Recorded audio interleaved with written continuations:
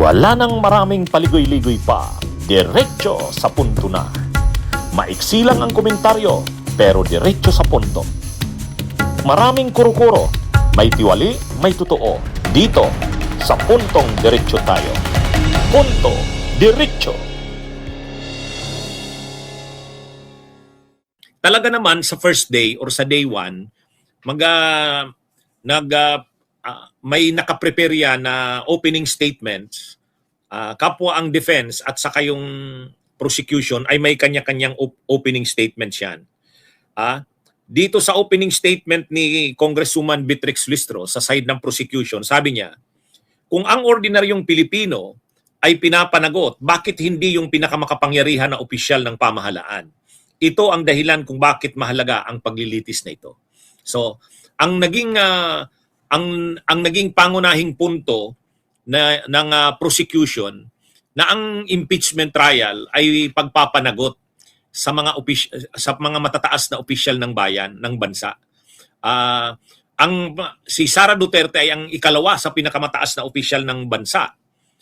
Sabi ni Congresswoman Beatrix Listro, kung ang mga ordinaryong Pilipino ay pinapanagot, ang ordinaryong manggagawa nga, hindi lang pumasok, mayroon lang nagawang hindi maganda sa trabaho, ay dinidisiplina.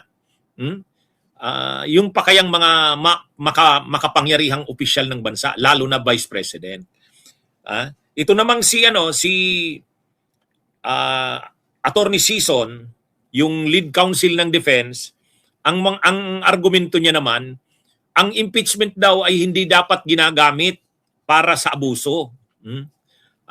Ang impeachment daw ay hindi dapat magamitin sa pang-aabuso. Unang-una, hindi natin maintindihan. Saan naman ginagamit yung impeachment sa pang-aabuso? Hindi daw dapat i-abuse ang impeachment. Sa totoo lang, mga kabunyog, mga kababayan, inaabuso ba ang impeachment ni Sara Duterte? Ang dami ng pinagdaan ng proseso niyan. Hindi pa, ang reklamo lagi ng kampo ni Sara, hindi daw nabigyan ng due process. Sus naman. Kung due process at due process lang ang pag-uusapan. Inabot na nga ng ilang taon yan. Lahat na ng proseso, lahat na ng pagiging fair, binigay kay Sara Duterte. Tapos ngayon, ganun pa rin yung argumento nitong kampo ni Sara. Dapat daw ang impeachment hindi na aabuso. Hindi, actually, ang isa pang pinaka-argumento yung Sheila Sison, yung lead counsel ng defense, yung boto daw ni Sara Duterte ay 32 million nung elections ng 2022. Kaya, sabi niya, ang malinaw na layunin sa likod ng mga paratang na ito ay ang pagpapatalsik sa isang vice presidente na inihalal ng mahigit 32 milyong Pilipino at bunga ng kanilang malayang pagpapasya. Kumbaga, ang argumento ni Sheila Sison,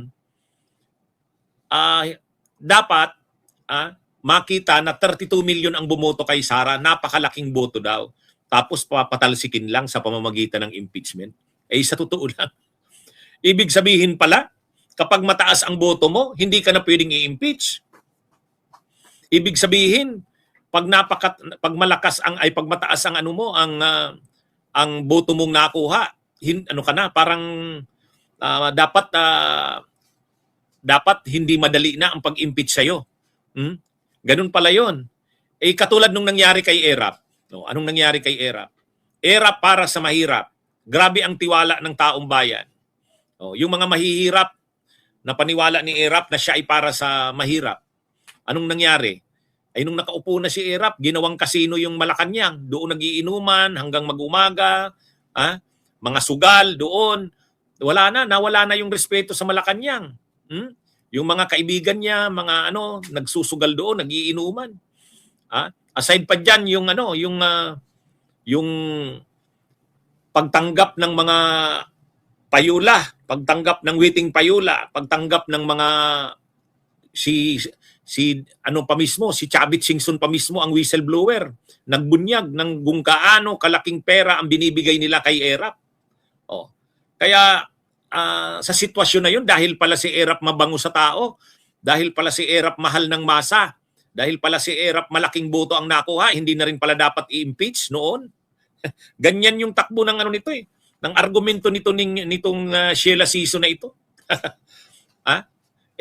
Dapat nga i-impeach siya dahil pinagkatiwalaan siya ng 32 million Pilipino tapos sinira niya lang ang tiwala ng mamamayang Pilipino na ganun kalaki ang nagtiwala sa kanya tapos sinira mo lang. Yun na nga ang ibig sabihin ng betrayal of public trust. Imagine niyo mga kabunyog, ang argumento nito ni Attorney Sheila Season, hindi daw dapat ganun kadali ang pag-impeach sa kay Sara Duterte kasi 32 million ang bumoto diyan. Sus na. Dahil pala 32 million, di ganun na lang. Hindi na pala dapat madaling i-impeach yan. Dapat nga, dahil ganun karami ang bumuto sa kanya, dapat hindi niya sinira ang tiwala. Pero sinira niya, betrayal of public trust. Kaya ewan ko dito. Kaya barado ka agad ni Congresswoman Chel Diokno, ni Congresswoman Beatrix Listro at saka ni Congressman Chel Diokno itong si Season. Ang pinag-argumentohan nila kanina, ito kasing si Sheila Season, ang hilig niyang magdirekta. Tinatanong niya direkta yung prosecution. Kaya kinull out siya ni Congressman Chel Diokno. Sabi ni Congressman Chel Diokno, Mr. Presiding Judge, sabi ni pwede bang kung ganito, pwedeng paki-call out itong lead counsel ng defense? Nagtatanong siya ng direkta sa prosecution, sa mga counsel ng prosecution. Hindi pwede yun. Dapat ang questions niya, kung may magpo-propound siya ng questions, i-address niya sa presiding officer. Para mayroong paggalang, pagrespeto. Hindi naman debate ang trial na yan. Hindi naman direktang sagutan yan ng defense at ng prosecution. Kung mayroon kang tanong sa kabilang kampo, i-address mo dun sa presiding officer. Ganun ang procedure niyan. Sabi ni Congressman Chel Diokno, naman Mr. Presiding Officer, medyo itong lead counsel ng defense. 2 beses na sabi niya. Dapat irespeto niya naman kaya ang isa pang ginawa nito ni Attorney Sheila Season. Sabi niya, ready na ba ang defense ngayon? Ready na ba ang prosecution ngayon sa kanilang mga testigo? Kasi kami ready na kami. Ang yabang Hindi mga kabunyog. Sabi ni Attorney Sheila Season, ready na ba ang prosecution ngayon sa kanilang mga testigo? Kasi kami sa defense, ready na kami. Ang yabang Unang-una, first day pa lang ng trial, wala pa namang subpina na pinapadala sa mga testigo. Wala pang subpina. Actually, ngayong araw lang linabas yung subpina sa mga titistigo. Bukas. At saka yung first day naman talaga, yung unang araw, preliminaries pa lang yan. Yun nga, nag-elect ng presiding officer, may mga ilang motions na inadresan, tapos opening statements. Pero yung talagang pag-present ng mga unang testigo ng prosecution, bukas pa. Saka, wala pa namang subpina Kakukonvene pa lang uli ng impeachment court. Ito yung day 1 ng trial. Kaya sabi nga ng prosecution, ano naman ang yabang naman ni Attorney Sheila Season nung lead counsel ng defense. Imagine niyo sabihan na, ready na ba ang prosecution sa kanilang testigo today? Kasi kami ready na kami. Matindi tong na to. Mayabang din Mayabang din. Kaya hindi na nakapagpigil. Si Congresswoman Beatrix Listro mabait. Okay lang sa kanya. Pero si Congressman Chel Diokno hindi. Sabi niya kinull out niya na itong Sheila Season. Imagine niyo, magsabi siya na ready na ba ang prosecution sa kanilang mga testigo kasi ready na daw sila sa defense. Unang araw, Hindi pa naman nakakapag-issue ng subpina. Kanina pa lang, nag-issue ng subpina.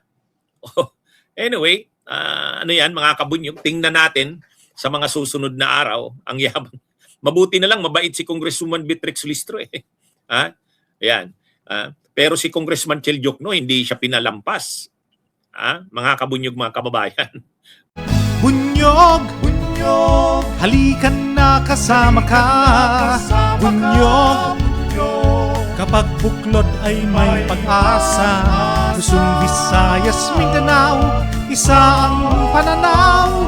Sa bagong Pilipinas ang bunyog isisigaw. Bunyog.